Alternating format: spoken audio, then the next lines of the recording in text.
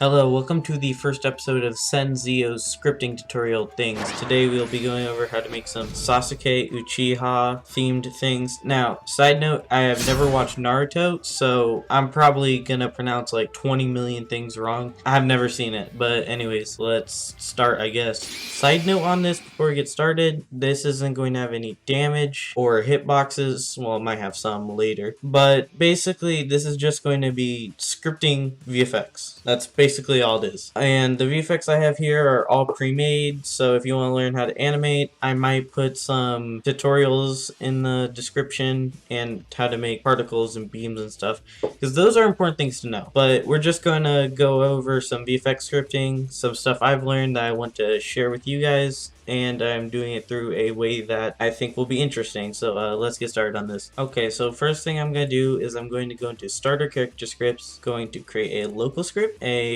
normal script, you can just name script, a remote event, and I'm not going to change any of the names of this. So in the replicated storage, I'm going to make a remote event, name this VFX remote, going to make a module script, I'm going to name it the VFX module.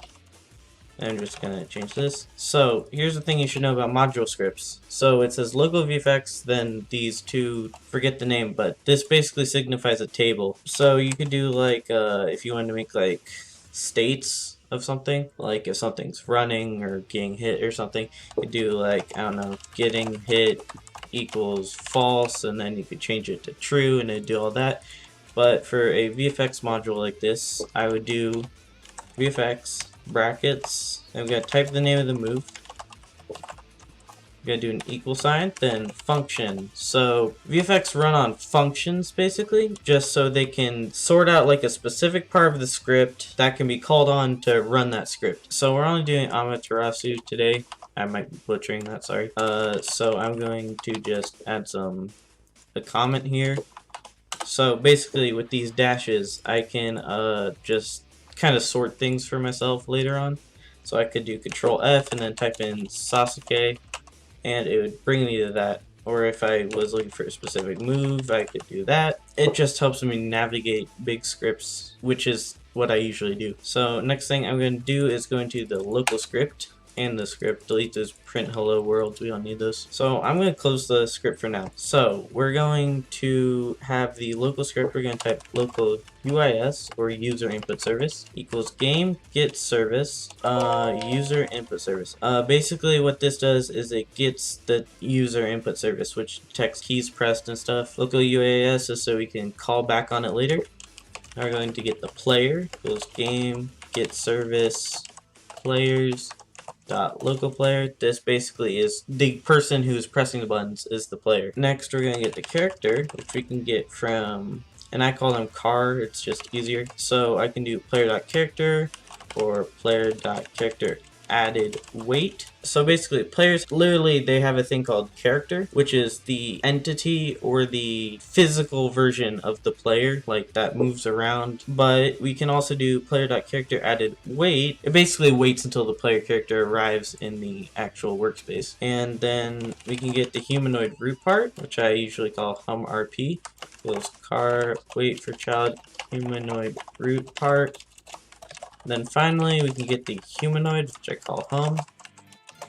Wait for child humanoid. Humanoid determines your walk speed, how high you jump, how fast you go is walk speed, your health, like all of that important stuff. Root part is just like the base of the character. See this gray box? That is the root part. It basically controls where the player is at all times and is going to be used a lot because it's the origin. It's where everything comes from. So now we're going to do UIS.input began connect function input GPE or game processed event. So the input is basically what you're inputting, if it's a key, if it's clicking your mouse, any of that. Great. Game processed event is just if the client actually observed that you're pressing the button. For one reason or another, we don't want that. So we're going to do if GPE, then return end.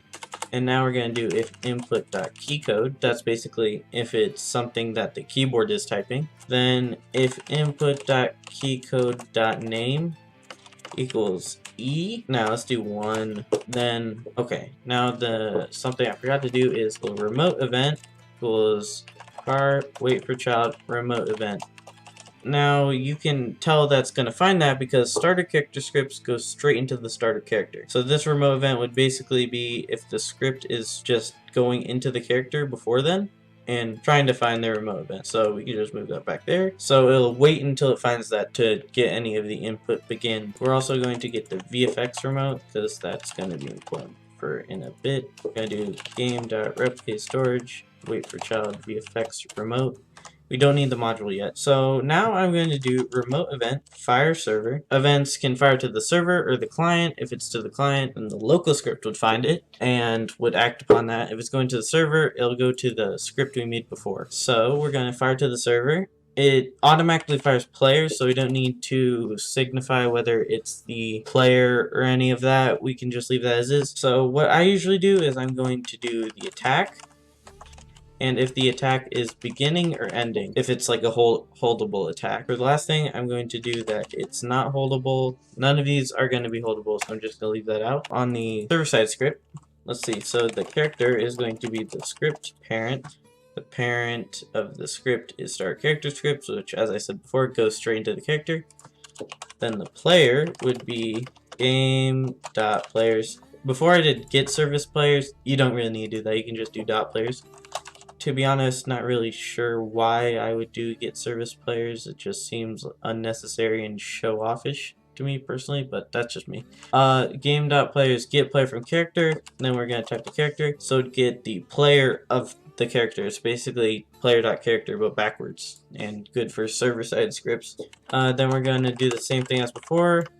Humanoid root part equals car, wait for child humanoid root part, local humanoid equals car, wait for child humanoid. That's going to wait for those two things because those are going to be important for now. So we're going to do local remote event equals car, wait for child remote event, or we could do script.parent, but it's already signified right there.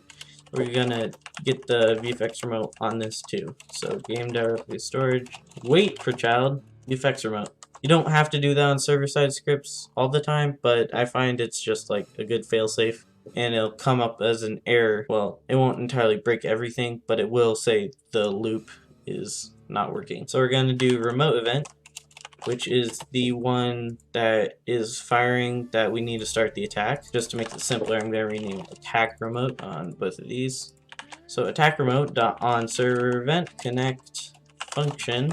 So it automatically connects the player, but we don't really need that because we already got the player here. I'm just gonna name it useless. Then we're going to get the attack and beginning or ending. So you can name that type or something. I'm gonna do if useless player. Let's rename it so I actually know what it is later. Useless player. Then if beginning or ending equals beginning, else if beginning or ending equals ending. So basically it's going to see if it's beginning the attack, then it's going to, this is a string value, or word, basically words with these, whatever they're called. But fire to server, and then it's going to give if it's beginning, then it'll do what it does on start. If it's ending, what it does on the end. We won't really need this, so I can just delete that, but it's always good to have. Even if it doesn't have any end parts, you might want to add stuff for that later. So now we are going to get if it's beginning or ending, then if attack equals Amaterasu, because that's the first one we're doing. Now that we have the attack, you don't want to be able to spam attacks. That'll break your game, it'll cause bugs and lags and stuff. So we can do local debounce equals false. So debounce is basically a short client-side cooldown. So if debounce equals true, then return end. And then we can do, if it actually finds the input key code and what we want, only if it does, then we'll set debounce to true. Then we will delay, let's say about 0.1 seconds, debounce equals false, so we can type again for the attack. So this basically will make it so we can't spam attacks before the server side cooldown goes off. And that's where this comes in. If useless player, or just player in general, finds the name of the, if you have a keyboard that has the insert key and you see this like black flashing box and you're trying to type and it keeps replacing stuff, press insert again. That'll fix it instantly. If player finds for his child the attack's name, which is Amaterasu, then it's going to cancel the move.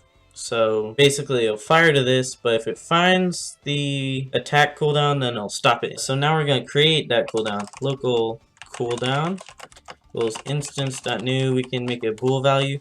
If you're making like a big game, I'd recommend making cooldowns like a state, like a module script. But for this, since it's a short thing, we can do the cooldown.name equals attack, which is what we want. Cooldown.parent equals player. And then there are a few more very important services we need to get. So local debris equals game get service debris. Before I had debris, I would do task.wait cooldown destroy, which would make the skip script continue running even if there's nothing to run, which could cause lag and stuff like that. If I use the debris service though, it'll automatically destroy that cooldown value after 6 seconds if it still exists. And it won't cause an error if it doesn't exist anymore, if I like delete it after 5 seconds. Very useful.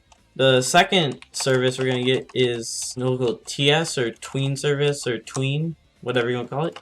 Goes game get service tween service. This is basically moving parts over time in separate ways. We're going to copy this over to the VFX module as well, because that'll be very useful. Now, we are going to go back to the script, now that we have the cooldown all written out. I want this to work as a mouse aim thing, so I'm going to, on the VFX module, I'm going to single out some things. So I'm going to get the origin, or I can name it root part, whatever I want to call it, equals origin. I'm going to name it origin because I'm more used to that. Next, we're going to get the part. And when I say part, I don't mean a physical part. I do this to like single out. So if I'm doing something like at start, I would get the VFX module to count it as part 1. Then if it's at the end, it'd be part 2, and so on and so forth. Okay, so now that we have all that sorted out, I type local animation equals humanoid animator. This is how animations are played for your character.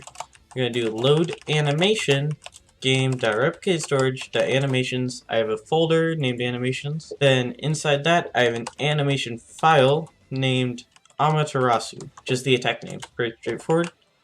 I play the animation, but that's not all. You want to get the timings right on scripts for stuff like this. So I'm going to take the animation keyframe sequence. Since I animated it in Moon, I have a keyframe sequence. Then I open the animation editor. I load the animation, and here, if I go on these little bars up here, I can see the timings for everything. So I can see that it ends at about 0.7 seconds, yeah. So it starts, he puts his hand over his eye, then he activates it at about, let's see, 0.35, I think that says? Yeah, 0.35. So we're going to wait 0.35. Also, if you're wondering why I'm doing the task, it's just way less laggy than if I just typed wait. So if I did this, it would have a little delay. If I do task.wait, it's way more responsive. Use it all the time. Definitely recommend it. Then I'm going to do VFX remote.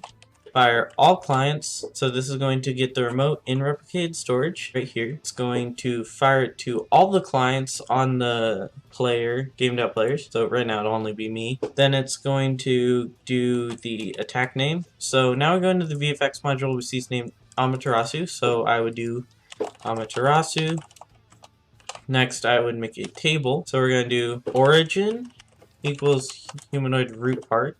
Part equals 1, because this is the first part of it. Next, we're gonna see when we want him to act to fire it off, the actual flames. Also, by the way, I might getting how it's activated wrong in the animation. Sorry about that. Again, I haven't seen Naruto, I just like the ideas and stuff. Next, we're gonna fire off the second part. Then, since it's at 0.5, we're going to wait 0.2 seconds. And that's it. So we are going to have this last 0.7 seconds, the cooldown, so you can't use it for that time. But a better way of doing it is to make a different value, name it using move, rename it the value to using move, and change how long until it's deleted to 0.7 seconds. This using move, so if player finds it, then it'll return just like the cooldown, except it'll only last as long as the actual animation. So next I'm going to make sure that the character can't move during the animation, since that would look weird since the legs are animated. So I'm going to make the walk speed 0, so they can't walk. The jump power, 0, so they can't jump. I'm going to anchor them. I'm only doing the walk speed and jump power too, because if they could jump but their body couldn't move, that would look really weird. And then I'm going to make it so they can't rotate even if they're using shift lock for first person. Then at the end of the animation, I'm going to change it all back. So now we're going to see how that looks. So we press 1, it does the animation, bam. Then we can wait a few seconds. Press 1, bam, does the animation. But yeah, now we can get onto the VFX. Okay, now first things first, we're going to make VFX remote.on client event connect function AB. First, we should do local VFX module equals required. This is how you get modules. You do require.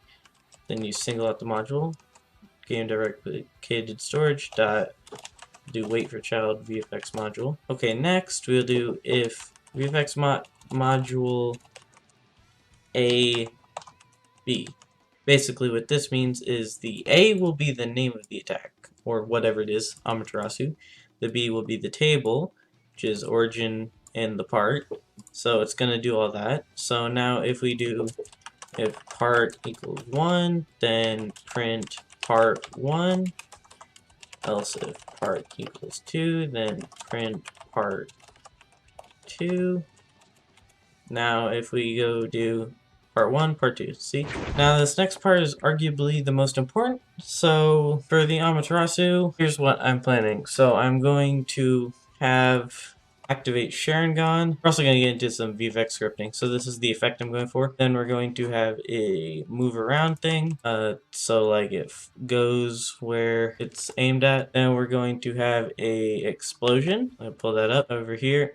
So here we have the explosion. It's going to go like boom. Then we have some flames that can go on anyone it hits. Like this. This is what they look like. So yeah, pretty simple stuff, but here's how I'm going to do it. So on the first part, which starts at 0.35 seconds, so let's go back here. So he opens his eyes about here. It's about 0.35 because it's like in the middle, basically. So about 0.35. Here we're going to do if game.players.localPlayer, then local player equals game.players.localPlayer. Local player GUI equals player find first child player GUI. Now you might be like, what's all this mean? So basically it's going to get the local player and then it's going to get the player GUI, and then we're going to do local Sharingan FX equals assets. Okay, let's signify that. So assets equals game.replicated storage find for child assets.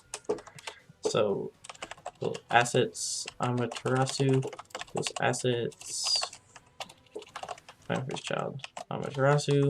Let's do local sounds equals assets find first child sounds. So we're going to do Sharingan FX equals assets Amaterasu find first child Sharingan clone Sharingan FX dot parent equals player GUI. We're going to do for IV in pairs. This is basically, so we're going to do Sharingan FX get children, so that gets every single part inside the GUI. So the frame which makes the background, let me show this real quick again. So it's going to get the frame that makes the background red, and it's going to get the image. It's going to make those separate. So we're going to do if V is a frame, the red, else if V is a image label, the like Sharingan effect eye thing. So if V is a frame, then local background transparency equals v.background transparency, so we know what it is originally. We're going to do v.background transparency equals 1, so it's invisible on the back. We're going to do local tween equals tween service create v tweeninfo.new. Basically what tweeninfo is how long it takes, what way it does it.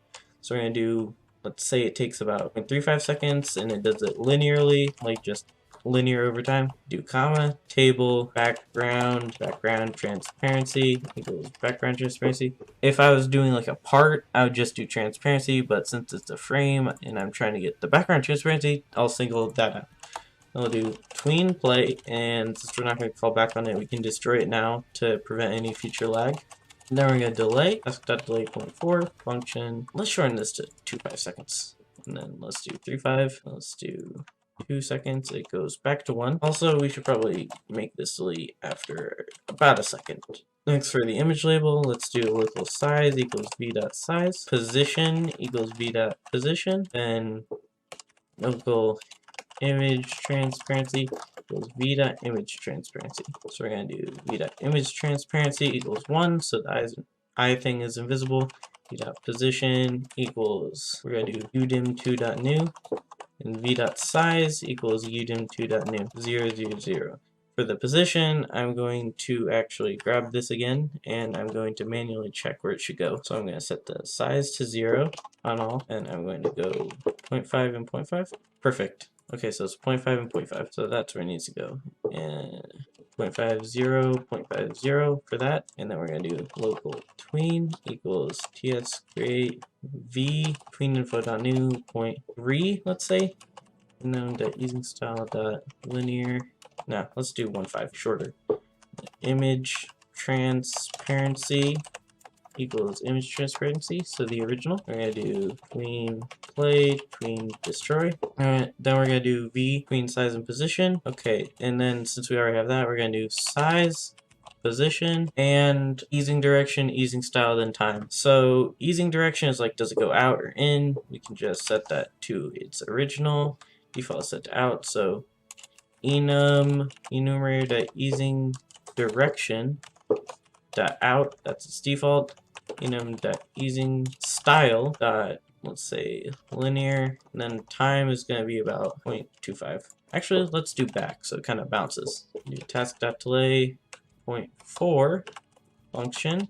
Let's make this 0.55. Let's make this 0.65. We're going to do tween. We're going to do 2 on that. We're going to do image transparency equals 1. We can just copy that. We're going to do this is 0.2. So 0.2, we're going to do in linear, and then we're going to do v.size equals that, v.position equals this. And again, v is the image label of the eye thing. And we're going to do one more tween, which makes it for the entire second that it is there. So rotation equals, say, 90. So it's slow. Let's see if that works. Gonna publish that. When you're working, remember to publish somewhat often. Yeah, there we go. That's a cool little effect. See, it pops up, and it kind of like goes like that. I'm gonna make it a tiny bit slower, maybe last a bit longer. 5, 1, 0.25, 0.35, 1.5, 0.5, 1.25, and 0.25. No, okay, let's do 3.5, 4 on this, 0.4, so pretty close, and then we're gonna do 3 on that. So we're gonna get rid of the chat. I'm gonna make it go a tiny bit faster on the rotation. So I'm gonna make it do a 180. There we go. That's a pretty cool effect, if I do say so myself. It does last a bit long, but all these values are editable, so it's whatever. So let's do sound equals sounds dot Sharingan clone sound dot parent equals player, and then sound play. And we're gonna do make it so that time length is basically how long the sound will last. So delete as soon as the sound is done. It's yeah, that's a pretty cool effect. Then we're gonna do part 2, which I'm gonna make a tiny bit farther away from when it ends. We're gonna do local Amaterasu move equals dot assets, the assets folder for all the stuff, dot Amaterasu move clone. Gonna make sure all of this is massless so it doesn't like weigh down on the anything, and make sure all that. So I'm gonna do Amaterasu move dot fire idle play. Amaterasu move dot parent equals the visuals folder. Let's see, local. Well, we also want to get the origin player, so we're gonna do origin player equals game dot player to get player from character origin dot parent. Local mouse origin mouse equals origin player dot mouse. Move this up here. Dot mouse dot hit. I guess let's try that. The C frame. Let's just instantly make the position. Okay, so POS means position, not the other thing, by the way. Amaterasu move dot C frame equals origin dot C frame times C frame dot new 0. Let's make it about where the head is. 0. Let's make it a tiny bit in front. Let's anchor it so it doesn't fall down instantly.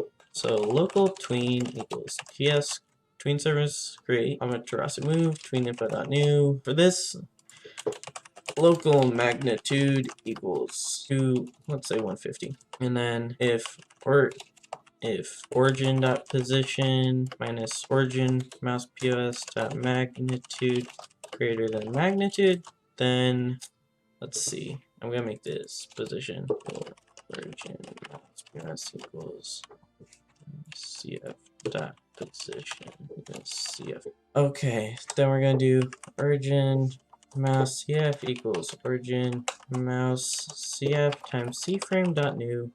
Sorry, I'm just trying to select this so I can do local real magnitude equals that times cframe.new 0 0 real magnitude minus 150. So that's basically gonna make it go 150 back so that it's basically exactly 150 studs in front of the player at all directions. Then magnitude else magnitude equals this, so either way it will make the magnitude either tell you if it's over, then that will be the magnitude. If it's less, this will be the magnitude. We're gonna do local tween time equals magnitude.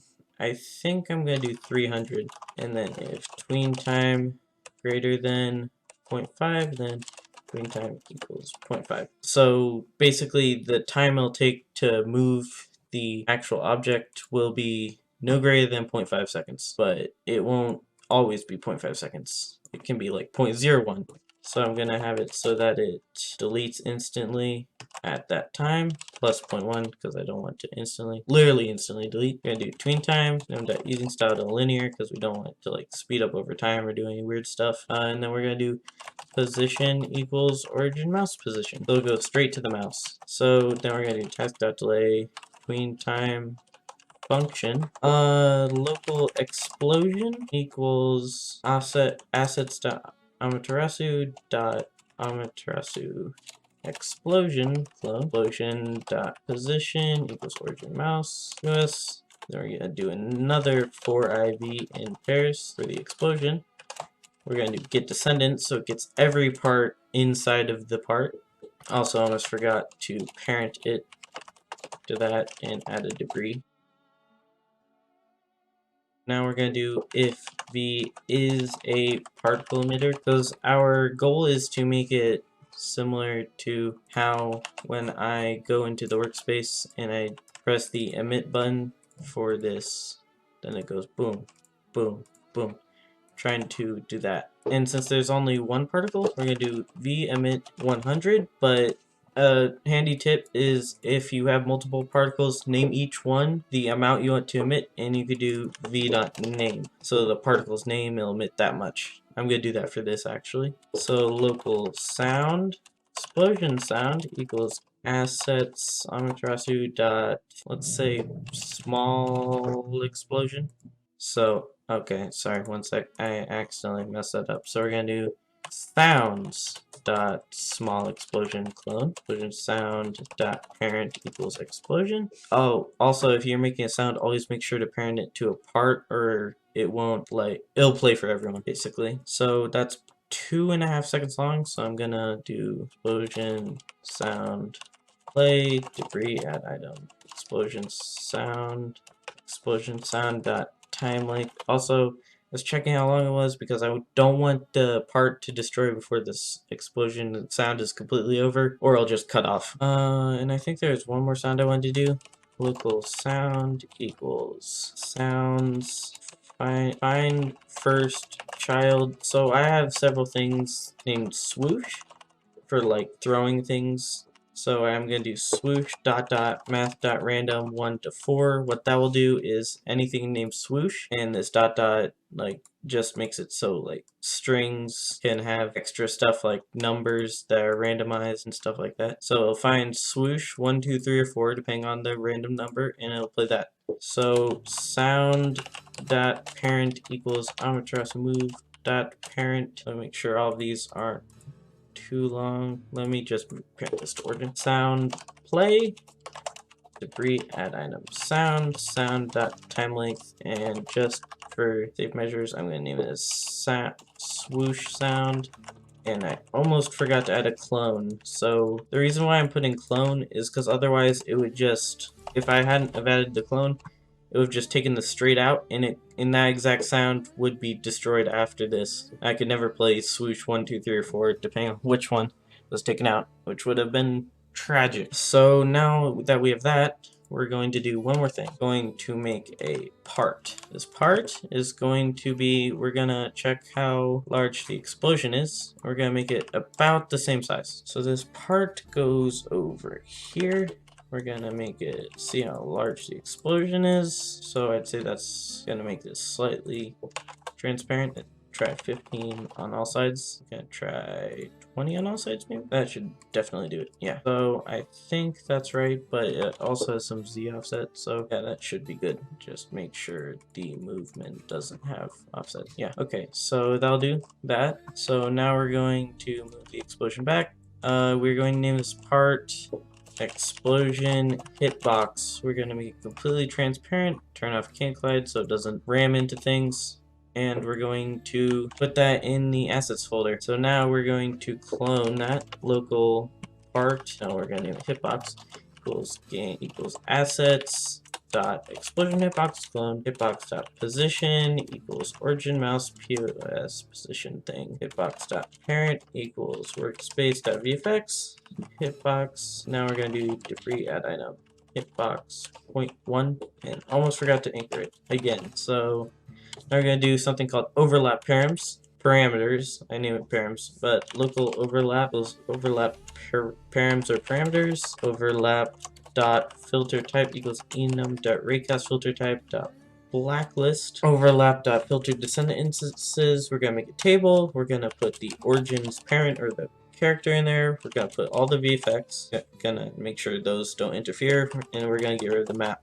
Now we're going to do local possible parts equals workspace get parts and part. We're gonna do the part that we want to the area, and then we're gonna do overlap params that we made. So now for I part in possible in pairs possible parts, do if part dot parent and part find first child humanoid and part find first child humanoid root part, then we're not going to deal any damage because this is just entirely client-side. It wouldn't do damage on the server, it'd be all buggy. It wouldn't actually work for actual damage, so we're just going to do local enemy character equals part dot parent. Local enemy. We're going to make this a table equals that. Enemy characters part dot parent equals part dot parent. We're going to do if enemy characters part dot parent equals